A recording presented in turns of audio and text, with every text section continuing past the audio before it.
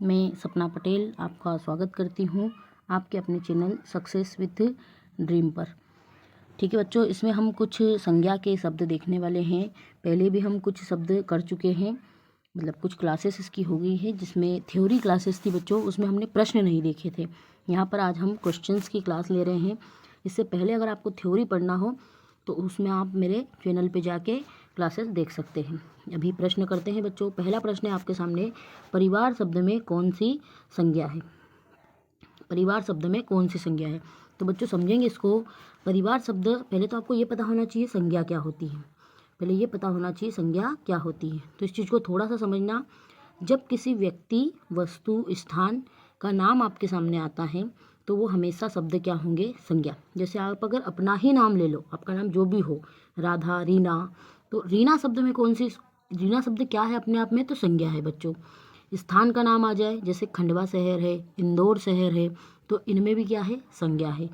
वस्तुएं कोई भी ले लो, आपने बोल दिया कुर्सी, तो कुर्सी भी क्या है? संज्ञा है। तो ये होती है संज्ञाएं बच्चों। अब शब्द आया है परिवार। संज्ञा के कुछ प्रकार होते हैं बच्चों, आगे देखेंगे। अभी आप इस प्रश्न को समझेंगे। परिवार शब्द में संज्ञा होगी समूहवाचक। कौन सी संज्ञा होगी? समूहवाचक, क्योंकि परिवार एक समूह को दर्शाता है। एक पूरा ग्रुप होता है परिवार में, बड़े बच्चे बूढ़ों का ग्रुप होता है, इसलिए उसमें कौन सी संज्ञा हो जाएगी बच्चों? समूहवाचक। अगले प्रश्न पे बढ़ेंगे। प्रश्न नंबर 2 आपके सामने है। ठीक है, यहाँ पर गलती से 1 हो गया है, इसको कर ले 2। प्रश्न नंबर 2 है, संज्ञा के कितने भेद हैं? अब ये आपके लिए इंपॉर्टेंट प्रश्न होगा। तो संज्ञा के भेद होते हैं बच्चों 5। कितने भेद होंगे संज्ञा के? 5। इसको मैं आपको थोड़ा सा क्लियर करती हूँ। सबसे पहला भेद होता है संज्ञा का व्यक्तिवाचक। कौन सा भेद होगा? व्यक्तिवाचक। दूसरा होता है बच्चों जातिवाचक। व्यक्तिवाचक, दूसरा जातिवाचक, तीसरा होगा बच्चों भाववाचक। कौन सा होगा? भाववाचक। चौथा होगा बच्चों समूहवाचक। चौथा है समूहवाचक, जो आप अभी पहले प्रश्न में देख के आए हो।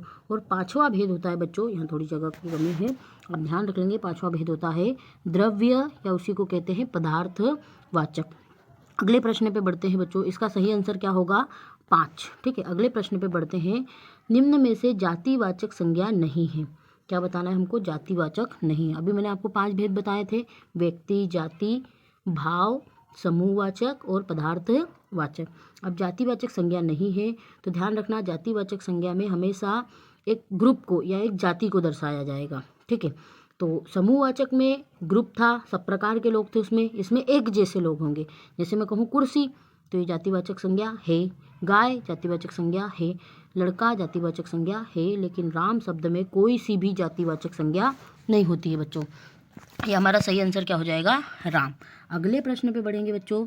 तो अगला प्रश्न है आप लोगों के सामने, निम्न में से व्यक्तिवाचक संज्ञा नहीं है। अभी जातिवाचक था, अब व्यक्तिवाचक है। ठीक है, प्रश्न नंबर 3 है बच्चों ये आपके सामने, निम्न में से व्यक्तिवाचक संज्ञा नहीं है। तो व्यक्तिवाचक संज्ञा में जब कोई पर्टिकुलर एक विशेष व्यक्ति की या एक विशेष स्थान की बात हो तो वो होगा व्यक्तिवाचक। देखो, भोपाल विशेष है, इसके जैसे और नहीं होते। राम विशेष है, राधा विशेष है। व्यक्तिवाचक संज्ञा नहीं है में आ जाएगा शहर, क्योंकि शहर अपने आप में बच्चों कैसी संज्ञा है? जातिवाचक। ये व्यक्तिवाचक संज्ञा का उदाहरण नहीं है। अगले प्रश्न पे बढ़ेंगे। अगला प्रश्न है हमारे सामने, जनवरी शब्द में कौन सी संज्ञा है? बच्चों आपके सामने शब्द है जनवरी। जनवरी शब्द में कौन सी संज्ञा है? तो इसको समझना, जनवरी जो है साल में एक बार आता है। जनवरी के जैसे और जनवरी नहीं होते हैं। जब भी ये ध्यान रखना, जब किसी पर्टिकुलर माह की बात करें तो हमेशा व्यक्तिवाचक होगा। लेकिन अगर आपसे पूछ ले कि मैं माह शब्द में कौन सी संज्ञा होगी, माह या महीना, तो ये हमेशा जातिवाचक का उदाहरण होगा। माह या महीना किसका उदाहरण होगा बच्चों? जातिवाचक का। ठीक है, अगले प्रश्न पे बढ़ते हैं। छठा प्रश्न आ गया है, निम्नलिखित में से कौन सी भाववाचक संज्ञा शब्द है? अब यहाँ पर भाव को बताना है। तो भाव में बच्चों एक चीज़ क्लियर रखना, वे चीज़ें जो अदृश्य होती है, जो क्या होगी? अदृश्य, हमको नहीं दिखाई देती हो। जो हमको नहीं दिखाई देती है वो होती है हमारी भाववाचक संज्ञाएं। अदृश्य, आपको ये शब्द ध्यान रखना है, जो नहीं दिखाई दे वो भाववाचक संज्ञा। सभा दिखाई देती है, सभा बैठती है कुछ लोगों की तो दिखाई देती है सभा। राहुल दिखाई देता है, कक्षा दिखाई देती है। लेकिन हम कहें कि किसी की बेईमानी तो हमको नहीं दिखाई देती, तो भाववाचक संज्ञा क्या हो जाएगी? बेईमानी। मैं दूसरा उदाहरण लेना चाहूँ तो भूख, प्यास, ये आपको दिखती है क्या? नहीं दिखती है, इसलिए ये भूख प्यास भी सारे शब्द कैसी संज्ञा हो जाएगी, भाववाचक संज्ञा। अगले प्रश्न पे बढ़ते हैं। निम्नलिखित में से कौन सी द्रव्यवाचक संज्ञा है? ये हमारा अंतिम प्रकार था संज्ञा का, द्रव्यवाचक संज्ञा। तो इसमें एक चीज़ हमेशा ध्यान रखना बच्चों, अगर आपको द्रव्यवाचक संज्ञा में थोड़ा सा भी कन्फ्यूज़न है तो इसमें ध्यान रखना, इसमें द्रव चीज़ें तो आएगी ही आएगी। कैसी चीज़ें? द्रव, द्रव वह लिखना चाह रही हूँ मैं, ठीक है। कैसी चीज़ें आएगी बच्चों इसमें? द्रव चीज़ें, द्रव चीज़ें तो आएगी ही आएगी। साथ ही साथ इसमें ध्यान रखना वे सारी चीज़ें भी आएगी जिनको हम तोलते हैं। क्या करते हैं? जिनको हम तोलते हैं। तो द्रव चीज़ें तो आएगी जैसे पानी, दूध, लेकिन तोलने वाली चीज़ें, कैसी चीज़ें? तोलने वाली। तो फिर कौन सी नहीं आएगी मैम? तो ध्यान रखना इसमें वे चीज़ें नहीं आएगी जिनको गिनते हैं, गिनती वाली चीज़ें नहीं आती। गिनती वाली चीज़ें कभी भी द्रव्यवाचक संज्ञा नहीं हो सकती। जैसे मैं कहूँ पानी तो द्रव्यवाचक संज्ञा है, तेल द्रव्यवाचक संज्ञा है, लेकिन अब इसमें पानी तेल जैसा तो कोई ऑप्शन दिख नहीं रहा है, तो हमको क्या ध्यान रखना है? तोलने वाली चीज़ें।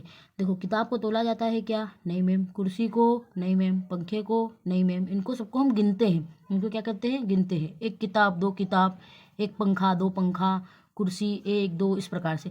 चावल को कभी आप गिनते हो क्या? एक चावल ले आओ, दो चावल ले आओ, नहीं। चावल को हमेशा क्या करते हैं? तोलते हैं। तो हमारी द्रव्यवाचक संज्ञा कौन सी हो जाएगी? चावल। और इसी संज्ञा को हम कहते हैं बच्चों पदार्थवाचक संज्ञा भी कही जाती है, ठीक है। आज हमारी छोटी सी क्लास थी बच्चों, इसके बाद हम नेक्स्ट क्लास देखेंगे और बाद में देखेंगे नेक्स्ट क्लास जिसमें हम कुछ ज़्यादा प्रश्नों का समाकलन रहेगा बच्चों, ओके।